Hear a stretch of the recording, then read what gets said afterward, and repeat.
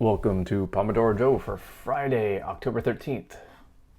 Let's see, today we're doing LeetCode problem 746, min cost climbing stairs. All right, so this is an easy problem. What do we got? We are given an array of integers called cost, where cost at index I is the cost of the ith step on a staircase. Once you pay the cost, you can either climb 1 or 2 steps. You can either start from the step with index 0 or the step with index 1. Return the minimum cost to reach the top of the floor. All right, so we're given a staircase. We're given a list of integers, which is the cost of leaving that step. So we can start on either step 0 or step 1, and then to leave that step, we have to pay the cost at that step. All right, and we just have to reach the top of the stairs, and we want to have the minimum cost when we get there. Cool. So let's put 25 minutes on the Pomodoro timer and we will get started. So I think I will approach this one with a pretty simple solution. We'll just pre-calculate or pre-allocate an array of how much does it cost to be on this step. So we're just going to keep track of how much is it going to cost us to be on any given step. So let's have this here. Let's have like min cost for step, or to be on step. Here we go. Min cost to be on step.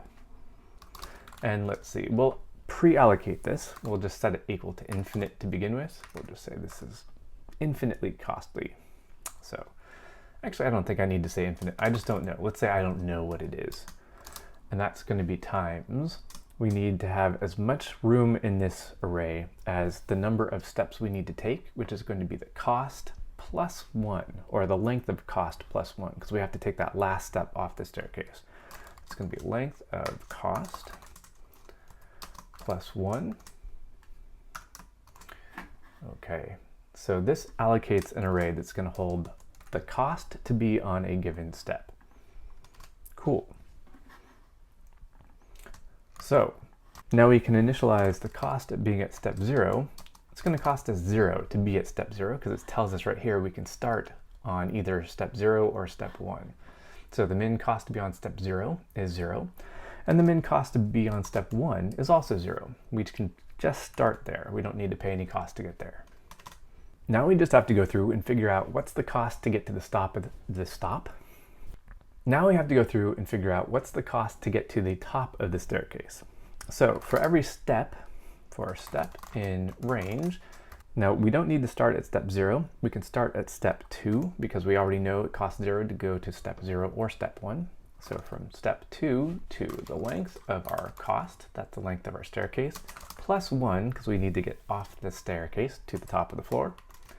So for every step along the way, how much is it going to cost us to be on this step? Well, there are two options. So let's see, option 1. So option 1, we can get to this step from the previous step. So basically it's step minus 1. And we have to pay the cost to leave that step in order to get to this step. So we look at the previous step, we figure out how much it costs to get to that step, how much does it cost us to be on that step, plus how much does it cost to leave that step. So it's going to cost us cost at index minus 1, or step minus 1, to leave that step. And then we also need to add in how much does it cost us to be at that step. So the min cost to be on that step is going to be just whatever's in our array. Min cost to be on step at index or step minus 1. Okay, so the first option, we're going to come from the previous step.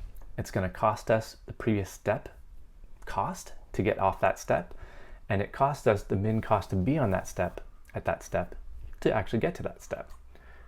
That's the first option.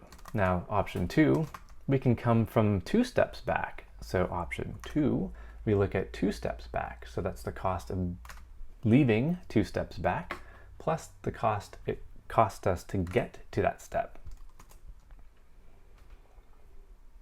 All right, so now we have our 2 options. We either came from the previous step or we came from 2 steps back.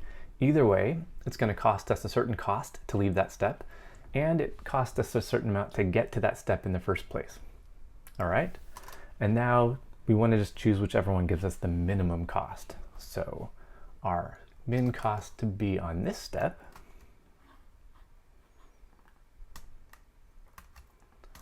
So we're going to set the min cost to be on this step.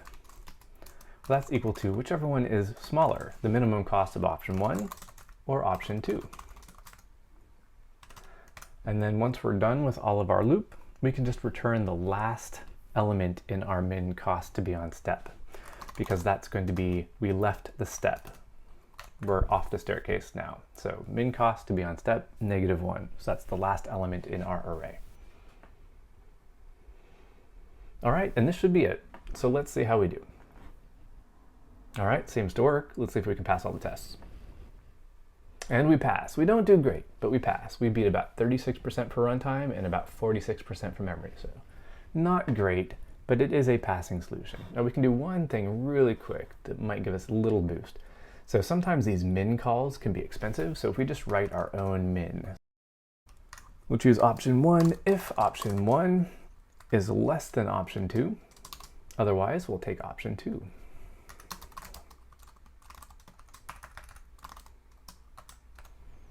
All right, so that might save us just a little bit. Let's run this, see how we do. Gives us a little bit of a boost. Now we're at 61% for runtime, 46% for memory, so that's not too bad. Now one other thing we could do, and I'm not going to go through this, I'll leave this as an exercise to you. So as you notice, we're just going through from step 2 to the end. We're only looking back at most 2 steps. Now I've already allocated this huge array of all the steps, but we're only really looking back 2 steps. So once we're on step 3, 4, 5, etc., we actually don't need the rest of this array from step 0 up to that, I guess, step -2. So if we're on step 100, this array is holding steps 0 through 100, even though we really only need steps 98, 99, and 100. So one thing we could do is just keep track of the previous 2 steps and ignore everything else. We don't actually need this array. We could just have 2 variables to keep track of just the previous 2 steps. Now that's pretty easy to do, debating whether or not I should show you.